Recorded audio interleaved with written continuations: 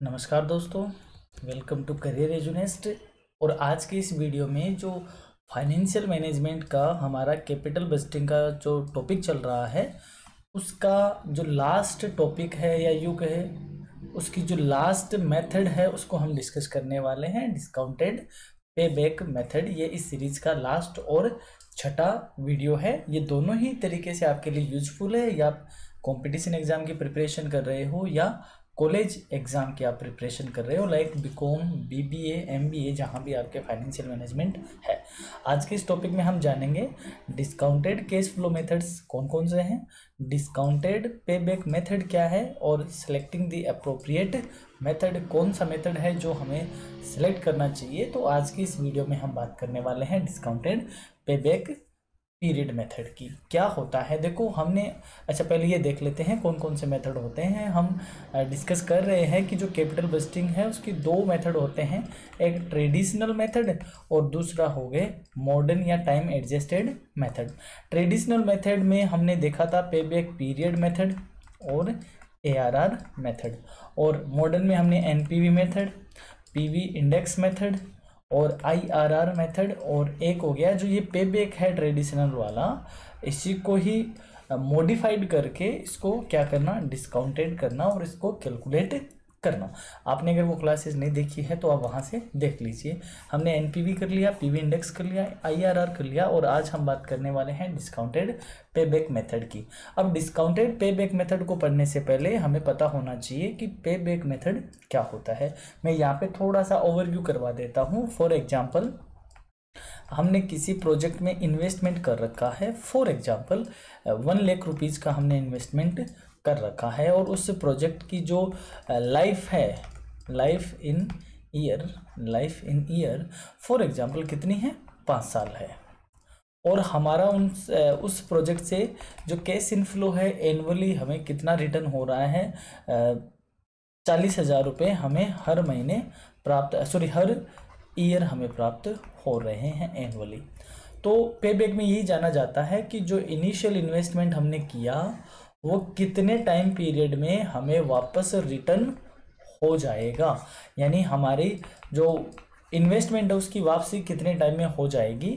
तो हम इस क्वेश्चन की बात करें तो हमारा इनिशियल इन्वेस्टमेंट कितना है, 1 लाख, और हमारा एनुअल कैश इनफ्लो कितना है, 40,000। तो हमें कितना टाइम लगेगा, हमें 2.5 ईयर लगेगा हमारी कॉस्ट को रिकवर करने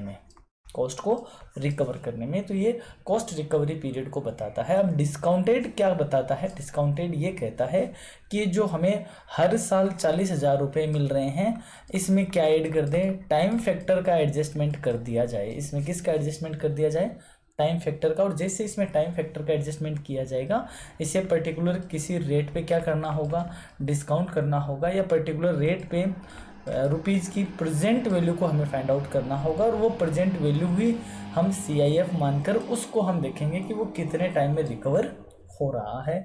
बहुत ही सिंपल सा ये मेथड है, देखते हैं।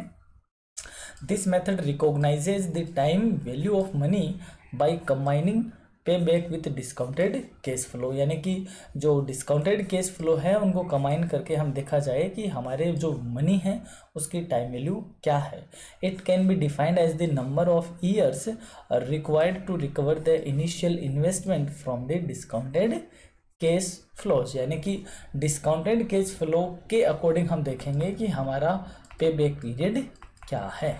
यानी जब से ही हमने उसमें टाइम फैक्टर का एडजस्टमेंट कर दिया, उस मेथड को हमने क्या कह दिया, डिस्काउंटेड पे बैक मेथड कह दिया। अब यदि आपने पे बैक मेथड को पूरा डिस्कस करना चाहते हो, देखना चाहते हो, समझना चाहते हो, तो मैं रिकमेंड करूंगा कि आप इस वीडियो को जाकर जरूर प्लेलिस्ट में देखिए। वहाँ पर हमने बहुत ही आसानी से इसको समझा रखा है। एक छोटा सा हम यहाँ पे क्वेश्चन डिस्कस करेंगे, इससे आपको पे बैक पीरियड समझ में आ जाएगा। Discounted pay back period, using the information giving below compute the payback period under discounted payback method। Initial outlay हमने कर रखा है 80,000 का, एस्टिमेटेड लाइफ है 5 ईयर, और हर साल में हमें दे रखा है profit after tax. In amount को जरूर आप डिस्कस करना, आराम से देखना जरूर एग्जाम में। पहले साल हमें 6,000 मिल रहे हैं, दूसरे साल 14,000, third year 24,000, fifth year 16,000 and fifth year, fourth year 16,000 and fifth year nil. depreciation has been calculated under straight line method, the cost of capital may be taken at 20% per annum and present value of ₹1 at 20% is given below। आपको 20% पे present value of rupees दे रखी है। अगर ये आपको नहीं दी हुई रहती है एग्जाम में तो आपको इस फॉर्मूले से इसको क्या करना है, सोल्व आउट करना है। ठीक है, अब आपको जो दी हुई होती है आप वैसे ही कंसीडर करना, और अगर एग्जाम में नहीं दी हुई है तो मैं आपको ये कहूँगा इसको 3 डिजिट तक कैलकुलेट करना है। अब देखो हमने कहा केवल ARR मेथड ऐसा है जो कौन सी वैल्यू को कंसीडर करता है, profit after tax and depreciation को। बाकी जितने भी मेथड है वो किसको कंसीडर करते हैं, कैश इनफ्लो को। तो हमें यहाँ पे पहले कैश इनफ्लो लेना पड़ेगा। तो फर्स्ट ईयर हमने ईयर वाइज रखा, प्रॉफिट आफ्टर टैक्स जो दिया हुआ था गिवन था उसको हमने यहाँ पे रख लिया है। अब डेप्रिसिएशन की बात करते हैं। तो देखो कॉस्ट कितनी है जो भी मशीन है उसकी, और ईयर कितनी है 5 ईयर। क्या कोई स्क्रैप वैल्यू है, नहीं, तो हमने कॉस्ट ले ली, स्क्रैप वैल्यू कुछ थी नहीं, और हमने लाइफ से इसको डिवाइड किया तो पर ईयर हमारा डेप्रिसिएशन कितना आ गया 16,000, जो कि हमें कह भी रखा है calculated under straight line method. तो हमने 16,000 रुपये हमारे डेप्रिसिएशन के रख लिए हैं। हमने प्रॉफिट में डेप्रिसिएशन को ऐड कर दिया और हमने क्या निकाल लिया, हमारा कैश इन फ्लो। 6,000 में 16,000 ऐड किए तो हमारे पास आ गए 22,000। अब पीवी फैक्टर हमें 20% पे दिया हुआ है जो कि 0.83 है, 0.69 है, 0.58 है, 0.48 एंड 0.40। हमने कैश इनफ्लो को पीवी फैक्टर से मल्टीप्लाई किया और present value of cash inflow को हमने यहाँ फाइंड आउट कर लिया है। अब हम जो पेबैक में ये अमाउंट देखा करते थे कैश इनफ्लो की, अब हम डिस्काउंटेड पेबैक पीरियड में पीवी फैक्टर का एडजस्टमेंट के बाद इस अमाउंट को कंसिडर करेंगे। बाकी पूरा पैटर्न वो का वही रहने वाला है। अब हमें रिकवर कितने करने हैं दोस्तों, हमें रिकवर करने हैं 80,000 यानी कि 80,000 हमें रिकवर करना है। अब देखो पहली ईयर हमें इसको कम्युलेटिव कर लिया हमने, क्योंकि इक्वल नहीं है तो कम्युलेटिव कर लिया। तो फर्स्ट ईयर हमें 18,260, सेकेंड ईयर तक हमें 38,960 यानी इन दोनों का टोटल किया। थर्ड ईयर इन तीनों का टोटल 62,160 और फोर्थ ईयर इन सब का total and fifth year in सब का टोटल। हमें कितने रिकवर करने हैं 80,000।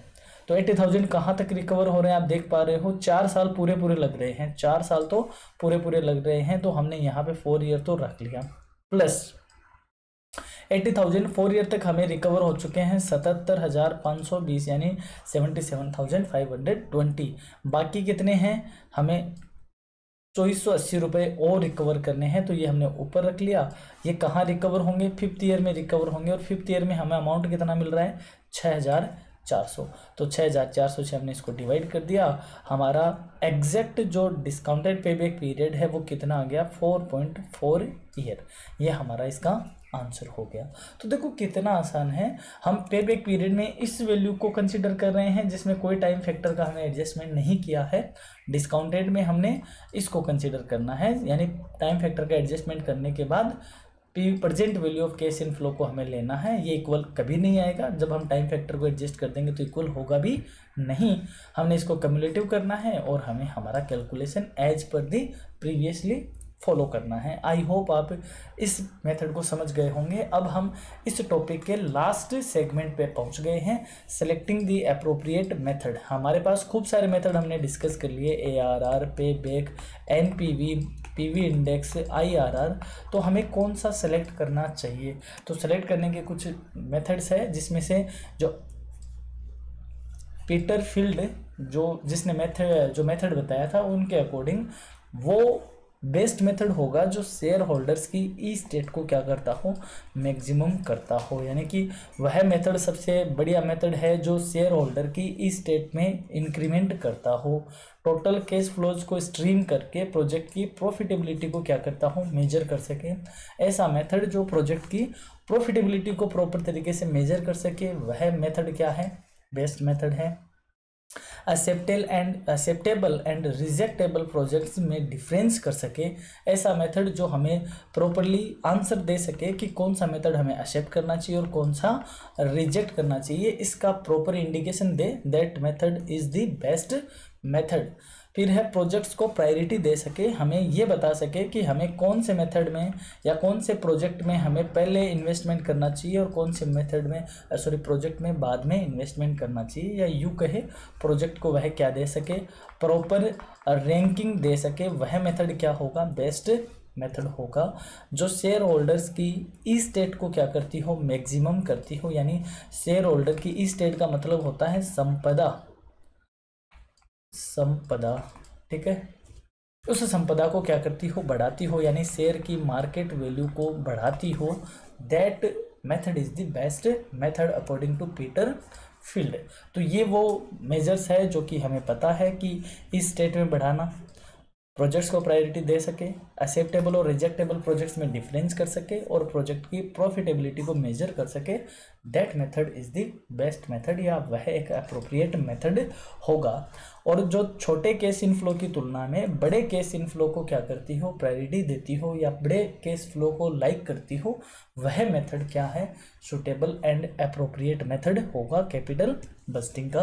तो यहाँ तक अपनी एफएम की जो कैपिटल बस्टिंग की क्लास थी वह अपनी कंप्लीट हो चुकी है। नेक्स्ट टॉपिक आपको कौन सा चाहिए आप कमेंट करके हमें बताइए कि फाइनेंशियल मैनेजमेंट का कौन सा टॉपिक है, क्योंकि हमारा ये है हम जिस टॉपिक को लेकर आएंगे तो एक बार में उस टॉपिक को पूरा कंप्लीट करेंगे, उसकी 2, 3, 4 जो भी क्लासेस बनेगी, ताकि आपको भी सीक्वेंस में ऑनलाइन मिल जाए और हम भी उस टॉपिक को एक रिदम के साथ कंप्लीट कर सके। हमने आपके लिए फाइनेंशियल मैनेजमेंट की अलग से प्लेलिस्ट बना दी है, जो कि आप अगर कंपटीशन की प्रिपरेशन कर रहे हो तो भी, और यदि आपको यूनिवर्सिटी एग्ज़ाम की प्रिपरेशन कर रहे हो, बीए हो, बीकॉम हो, बीबीए हो, एमबीए हो, जहाँ भी आपके फाइनेंशियल मैनेजमेंट चलता है उन सब के लिए ये क्लास बहुत इंपॉर्टेंट है। तो जुड़े रहिए, बने रहिए। आपके अपने करियर एजुनिस्ट के साथ जल्द ही मुलाकात होगी एक और बेहतरीन वीडियो में। अगर क्लास अच्छी लगती है लाइक करें, शेयर करें, कमेंट करके बताइए आपको क्या इनोवेशन की नीड है, क्या इनोवेशन हमें और करना चाहिए। और यदि चैनल पे नए हों तो जाहिर सी बात है आपको सब्सक्राइब भी करना चाहिए। ध्यान रखिए, ख्याल रखिए, जल्द ही मुलाकात होगी। तब तक के लिए थैंक यू, शुक्रिया।